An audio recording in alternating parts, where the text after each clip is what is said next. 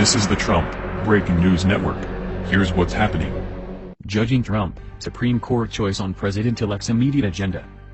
By Bill Mears. Voters chose Donald Trump, but now he hopes to return the favor with a looming far-reaching decision that could impact the lives of Americans on a range of hot-button issues for another generation. No longer a question of if, but whom and when, the next member of the U.S. Supreme Court will almost certainly be a conservative, and perhaps the first of several nominees who could cement this bench's current shaky right-leaning majority. Let the political parlor games begin.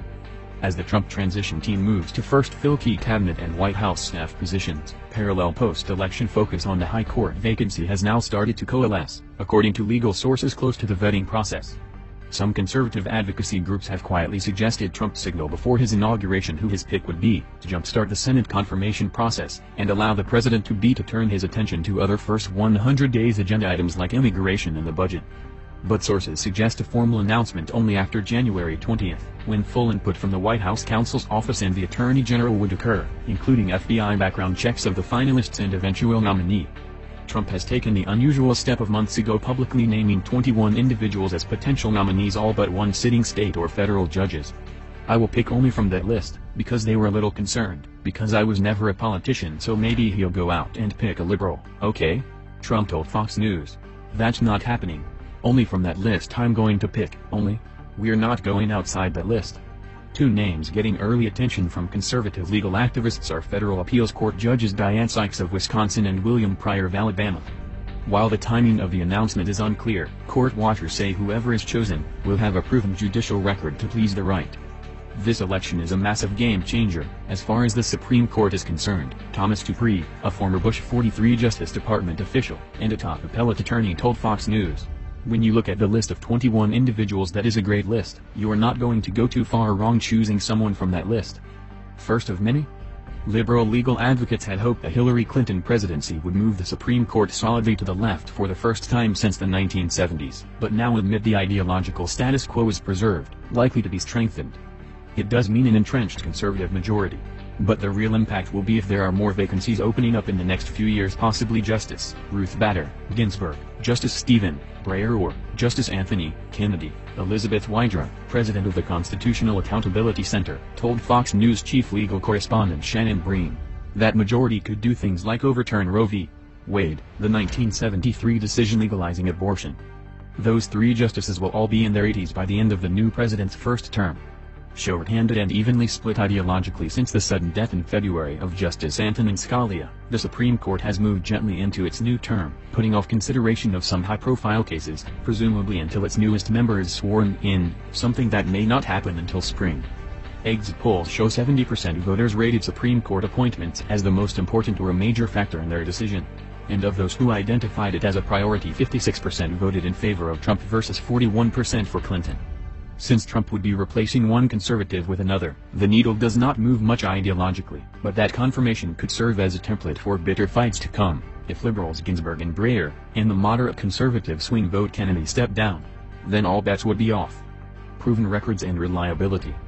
The 21, as the list of potentials are known inside the Trump campaign, are qualified jurists, but many were not on the political radar of the legal establishment, perhaps reflecting the GOP nominee's outsider persona.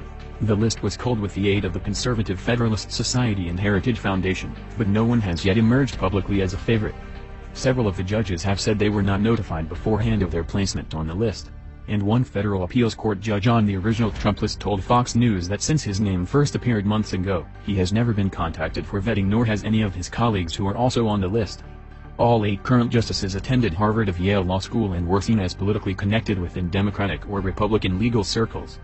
But as usual, reliable will be the benchmark for any finalist for the high court under a Trump presidency, following the blueprint of President George W. Bush.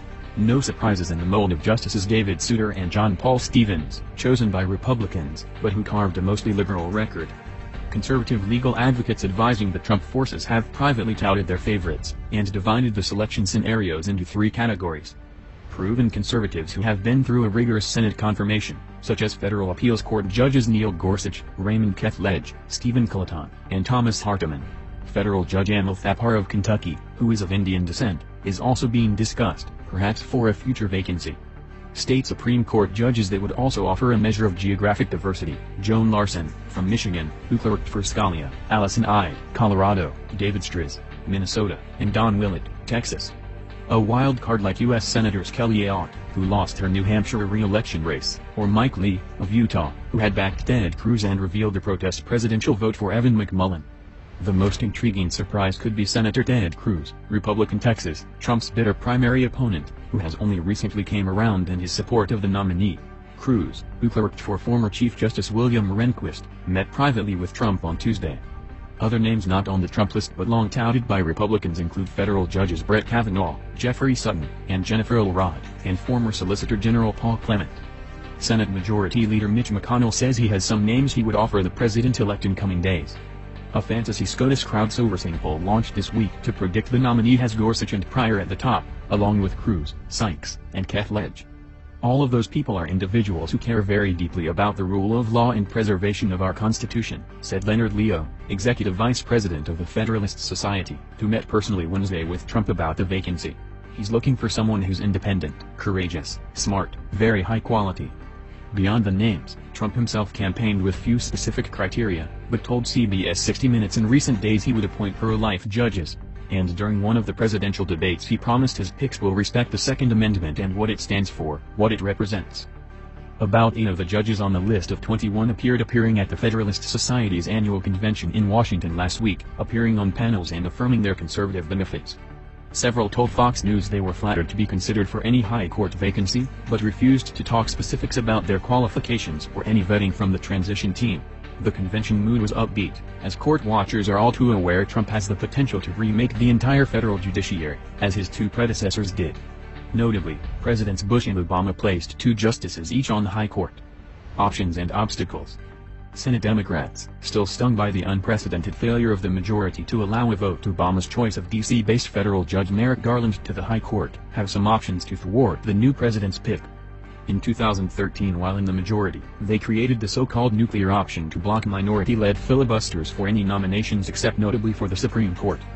Days before the 2016 election, when a Clinton victory looked promising, vice presidential candidate and Senator Tim Kaine suggested a Democratic Senate majority could expand the nuclear option to push through any Clinton high court nominee. But with the scenarios switched, Democrats will now have to decide if they can or want to filibuster, and Republicans will have to decide how to respond. Senator Charles Schumer, DNY, the next minority leader, was cautious over parliamentary ploys, saying just after the election, "I hope we won't get to that." Such filibuster threats have rarely succeeded in recent years.